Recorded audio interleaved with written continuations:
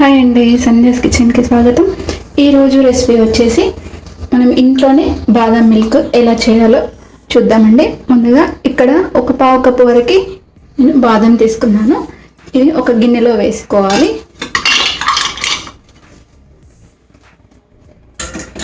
ఇప్పుడు ఇందులో వేడి నీళ్ళు వేసుకోవాలండి. వేడి నీళ్ళు వేసుకోవచ్చు, లేకపోతే ఇలా ఉడికించుకోవచ్చు. ఒక 5 minutes ఎలాగైనా పర్లేదు, చేసుకోవచ్చు. ఇప్పుడు ఇలా వేడి నీళ్ళు వేసుకున్నాం కదా, ఒక 20 నుంచి 25 minutes వరకు మనం నానబెట్టుకోవాలి. ఇప్పుడు ఒక 20 minutes తర్వాత మనం చూసుకుందాము. ఇలా ఈజీగా మనకు తొక్క ఊడి వచ్చేస్తుందండి. అన్నీ కూడా ఇదే విధంగా తీసేసుకొని గిన్నెలో ఇలా వేసుకోవాలి. చూడండి, ఈజీగా వచ్చేస్తున్నాయి కదా.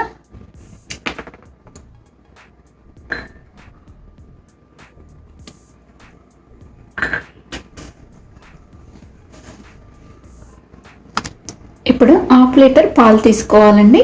పాలు తీసుకున్న తర్వాత ఇందులో నుంచి ఒక పావు కప్పు పాలు, మనము బాదం తీసుకున్నాం కదా, అది గ్రైండ్ చేసుకోవడానికి యూజ్ అవుతుంది.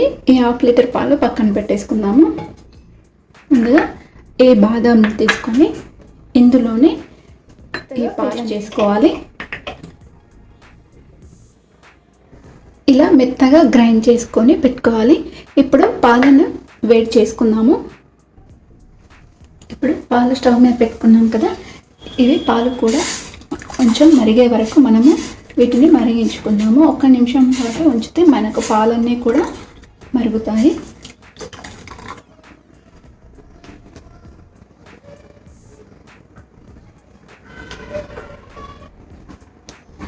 పాలు కూడా మరుగుతున్నాయి కదా, కొంచెం చిక్కగా ఉన్న పాలు తీసుకుంటే బాగుంటుంది.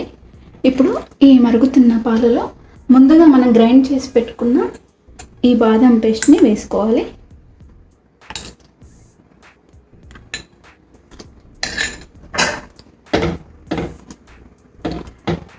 ఇలా వెంటనే కలిపేసుకోవాలి, లేకపోతే ఉండలుగా అవుతుంది.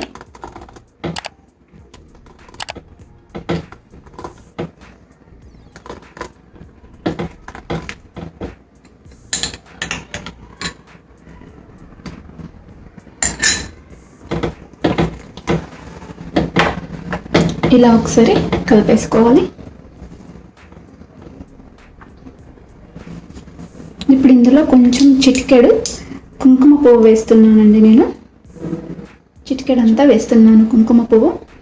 కుంకుమ పువ్వు ఉంటే వేసుకోండి, లేకపోతే మనకు కలర్ రావాలి అంటే కొంచెం చిటికెడు పసుపు కూడా వేసుకోవచ్చు, లేదంటే ఇలానే ఉంచుకోవచ్చు. ముందుగా చిన్నగా కట్ చేసి పెట్టుకున్న బాదం ముక్కలు ముందుగానే మనం నానబెట్టుకున్న దాంట్లో ఒక 5-6 ఎక్స్ట్రా వేసుకొని పక్కన పెట్టేసుకొని ఇలా చిన్న చిన్న ముక్కలుగా కట్ చేసుకొని ఉంచుకోవాలి. ఇవి కూడా వేస్తున్నాను.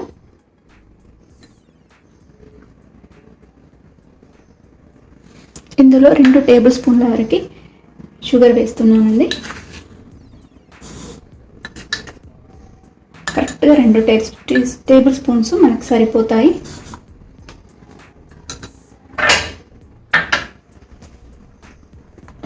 ఇవన్నీ వేసుకున్న తర్వాత ఒక 5 minutes మనము వీటిని మరిగించుకోవాలి.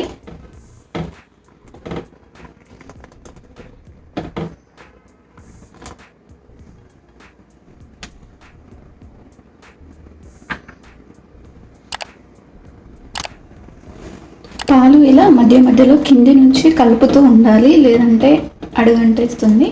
చూడండి, మనకి ఇంకొక 2 నిమిషాలు అయితే ఇంకా కాస్త చిక్కగా అయిపోతున్నాయి. కలర్ కూడా చేంజ్ అయిపోయింది. ఇలా సైడ్లకున్న ఇదంతా కూడా ఇందులో కలుపుకోవాలి.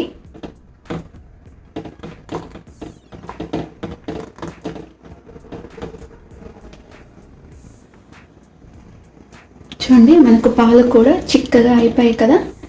ఇప్పుడు స్టవ్ ఆఫ్ చేసేసుకుందాము. మంచి కలర్ వచ్చాయి, అలాగే చిక్కగా కూడా అయినాయి. ఇప్పుడు స్టవ్ ఆఫ్ చేసేసుకుందాము.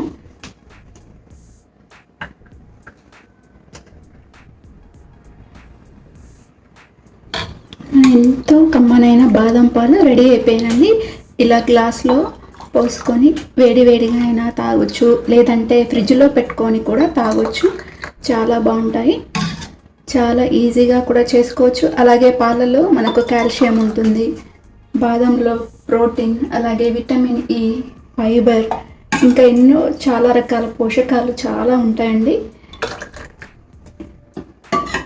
ఇలాగ ఇంట్లోనే ఈజీగా చేసుకొని పిల్లలకు, పెద్దలు ఎవరైనా తాగొచ్చు. ఒక్కసారి ఇలా చేసుకున్నారంటే మీరు బయట బాదం పాలు కొనుక్కోరు, ఎప్పుడూ కూడా ఇంట్లోనే ఇలా ప్రిపేర్ చేసుకుంటారు.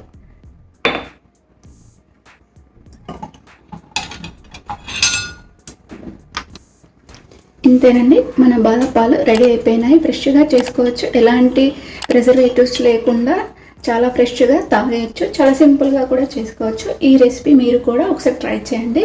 ట్రై చేసి కామెంట్ సెక్షన్లో మెన్షన్ చేయండి. అలాగే లైక్ చేయండి, షేర్ చేయండి, నా ఛానల్ సబ్స్క్రైబ్ చేయండి. Thanks for watching.